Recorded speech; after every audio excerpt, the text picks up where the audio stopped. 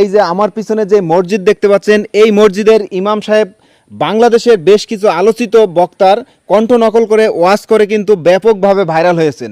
আপনাদের এই মসজিদের যে ইমাম সাহেব, উনি নাকি বিভিন্ন আলোচিত যে বাংলাদেশের বেশ কয়েকজন বক্তা আছে তাদের কণ্ঠ নকল করতে পারে, এটা কি সঠিক? হ্যাঁ, ওনার নাম মোহাম্মদ হাসান বিন আব্দুল মাজেদ। উনি রুদ্রপুর উত্তরপাড়া জামে মসজিদের ইমাম। উনি মুফতি আমির হামজার কণ্ঠ, তারপর শরিয়তপুরি আব্দুল খালেক কণ্ঠ, তোফাজ্জল ফরির কণ্ঠ অত্যন্ত সুন্দরভাবে উনি উপস্থাপন করতে পারেন এবং উনি খুব ব্যাপক সুনাম অর্জন করেছেন এই বিষয় নিয়ে।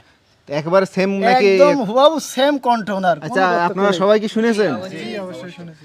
তো এখন হুজুর কোথায় আছে? হুজুরকে একটু ডেকে নিয়ে আসা যাবে? হ্যাঁ, হুজুর মসজিদে আছে, হুজুর অবশ্যই ডেকে আনা যাবে ইনশাআল্লাহ। হ্যাঁ, একটু চলেন তাহলে হুজুরের ডাকেন। হ্যাঁ, আসসালামু আলাইকুম রহমতুল্লাহ, নাহমাদুহু ওয়া নুসাল্লি আলা রাসূলিহিল কারীম, আম্মা বা'দ।